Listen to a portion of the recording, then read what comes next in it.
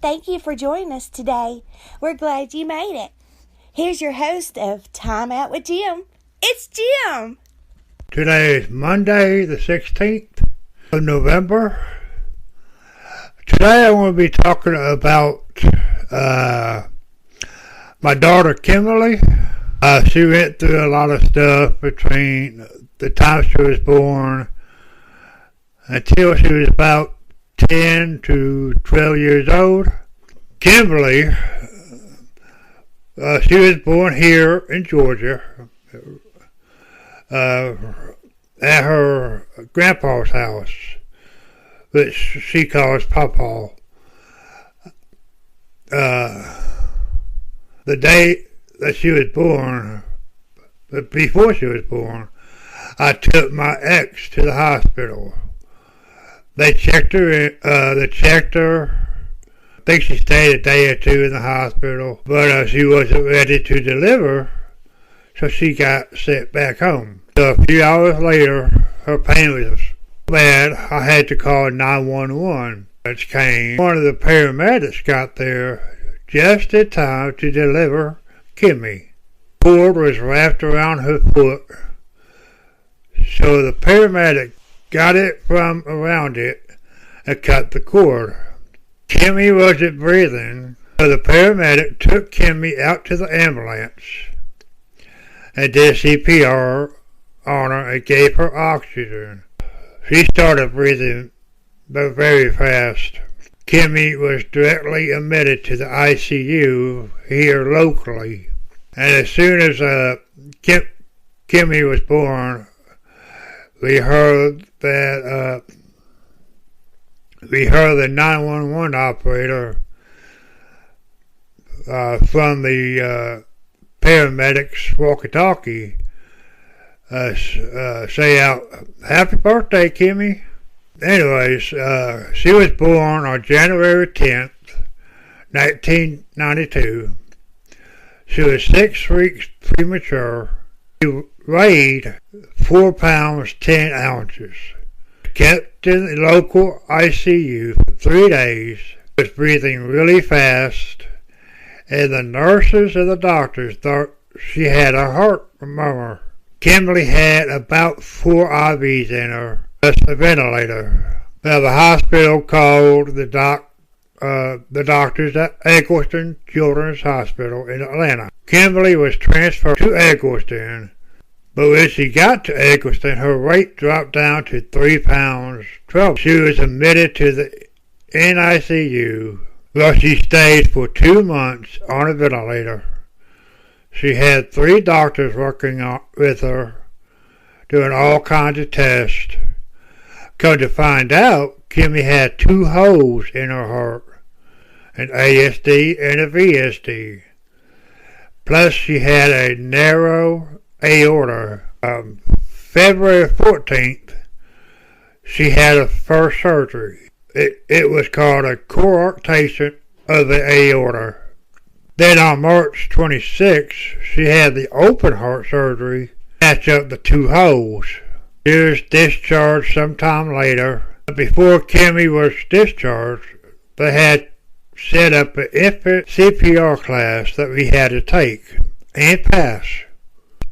Plus we had to learn how to draw up the medicine, since she was on liquid medicine at that time, using a syringe, the kind without the needle. We brought her home for the first time, which only lasted 5 days. And she was getting worse, so we had to take her back. Came the lung doctor. His diagnosis was preemie lungs, of course, asthma. Started her on medicines and oxygen. She stayed in the hospital this time for about a month or so. We had to contact home health to get the O2 tanks, the concentrated tubing, brought to the house. Times that Kimi was in the hospital, I have helped volunteer services by drawing pictures for the kids to color. Helped the volunteer staff with other projects. While While Kimi was in the ICU, which she was in all three at one time or another, PICU, NICU, and CICU, we slept at either the hospital on the floor or chairs that folded out. Every now and then, we would go to either the Ronald McDonald House or the Hospitality House. One day in 1994, detected RSV, was admitted to the PICU, where she was put on the vent again, and they chemically paralyzed her. After a while, they tried taking the vent off, only to be put back in. They tried the CPAP O2 tent, only to be put on the vent again. She would be okay for a while, but be in distress again. The doctor came to us one day. His name, I can't remember his real name, but we called him Sonny.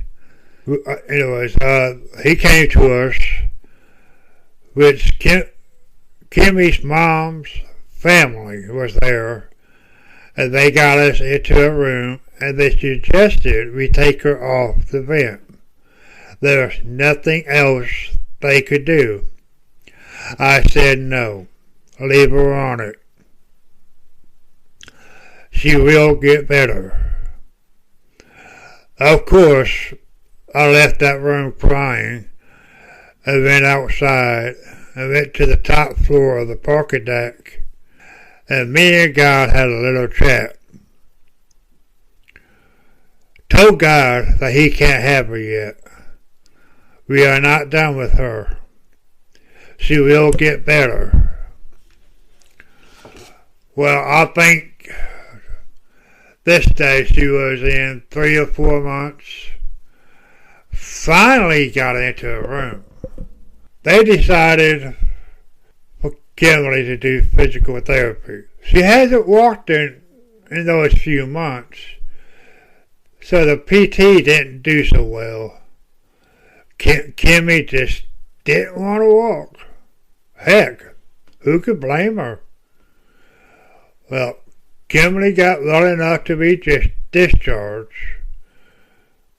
We were to have PT done at home. But lo and behold, she was discharged 1 week before Christmas.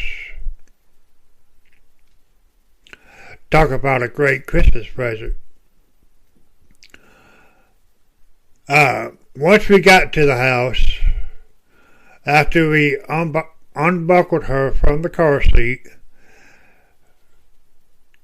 Kimmy walked to the door. I said, "Well, Kimmy, guess you just didn't want to walk it in the hospital, huh?" Well, time after time after time again, Kimmy kept getting pneumonia, and the doctor said she was refluxing liquids into her lungs. So in came the GI doc.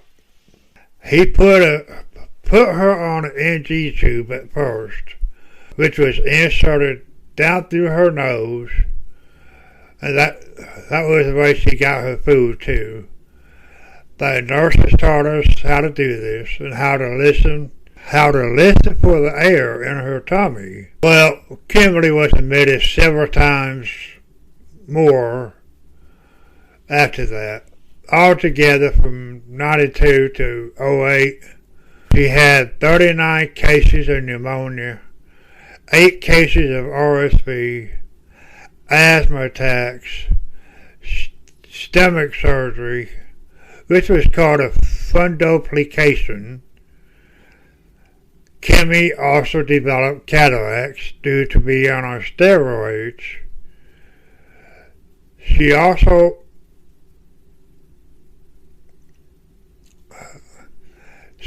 had these tests done that the doctor would put a tube down into her lungs and look around with a camera.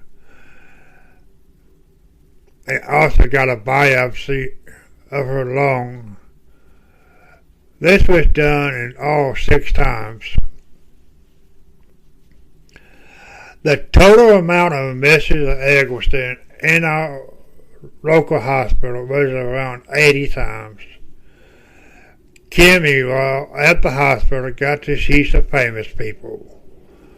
The Atlanta Knights, our hockey team, the Braves, Atlanta Braves, the wrestlers from the WWF. We got to meet Mary Lou Henner. Then she had her talk show. She did part of her show there. And some local news people we met. Well, it's 2020 now, and Kimberli is doing very well. She's 28. Her heart is fixed. Stomach is fixed. Asthma is getting better. Just want to thank the staff, nurses, doctors, security, housekeeping, food services, volunteers. They were very nice. We made friends with a lot of them. They are very dedicated to their job and had a very nice bedside manner. We appreciate them so much. Not only them knowing what we are going through, in a way, but just taking the time to talk to us. Kimi loved the movie The Lion King. I drew a lot of pictures of them for her. So this is my final thought here. But a doctor says it's getting towards an end to life. Just remember, they are not always right. Prayer and faith and hope got Kimi this far. Well, when Kimi was born, we didn't think she would return 6 months. And now, she's 28 years old. If this episode touched you in any way, please share it with your friends and family. And please consider donating to anchor.fm/timeoutwithjim and help keep our podcast going. Thank you for listening. And until next time, God bless you.